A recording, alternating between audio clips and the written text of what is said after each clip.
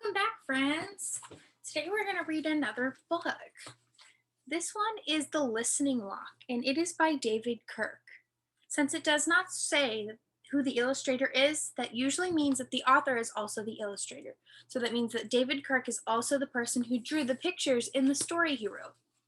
So, what do we think, by looking at the cover, this book is going to be about? The Listening Walk. All right, well, while you think about that, let's get started. The Listening Walk by David Kirk. Tucking all her children in, Miss Spider dimmed the light. She listened to the summer sounds, the soothing songs of night.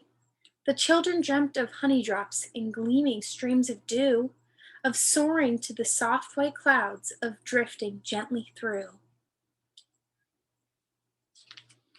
So what can we already tell about this book by the first page? It is a rhyming book, kind of like Dr. Seuss. A lot of his books tend to rhyme.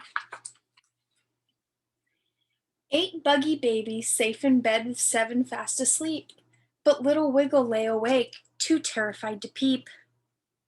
Hoots and toots and tweets and twitters swirled around his head. Surrounded by those soft, sweet sounds, he heard those things instead. What do we think he's going to hear? The creaking bones of creeping beasts that prowled the twisted trees, the shrieks and moans of buggies begging, bent upon their knees. Wiggle hid beneath his sheets, his eyes were bugging wide. Gnawing, gnashing, monster teeth clacked greedily outside. Look at all those monster bugs that he's imagining in his head. Do we think there's really monster bugs outside? Racing to his parents' room, he dove into their bed. Miss Spider sat up with a start. "What now?" his father said.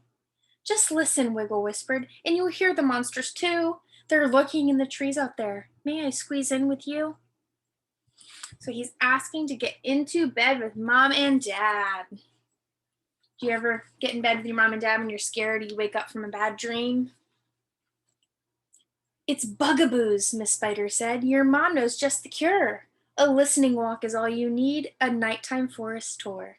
So out into the lively night she led her frightened son, to place a face to every sound that spooked the little one. So what's Mom gonna do? What is this poem telling us, the rhyme in the story?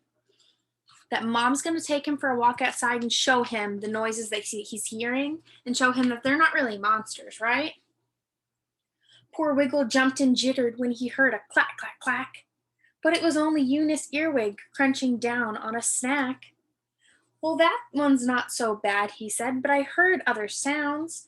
I'm sure we're fearsome monster beasties prowling on their rounds." I don't know, I guess we'll have to find out and see if there's monsters. Just up ahead, a creaking rocked a tiny tree. Miss Spider pulled her Wiggle very close so that he could see. She said, "It's not a monster, dear. Spindella is our friend." I'm sure the monsters wiggled sniffy. I'm sure the monsters, Wiggle sniffed, are slithering round the bend. So here's another creaking noise he heard that wasn't a monster. He still thinks they're out there around the bend. Then overhead a whooshing made poor Wiggle jump and squeal. "They're swooping down to get me. I don't want to be a meal." But it was only Louie Luna, looping through the sky. "I guess he's not so scary," Wiggle sniffed with a sigh. So the swooshing sound was the Luna moth. "It's funny," Wiggle giggled. "Night's not spooky like I thought, with monsters hiding everywhere, 'cause now I see that they're not. I don't believe in monsters. Now there's nothing more to dread. I'm absolutely sure my nighttime bugaboos have fled." He smiled up at his mother, then gazed into the air, imagining the beasties that he knew were never there. 1,000 phosphorescent eyes were blinking from the trees. Oh no.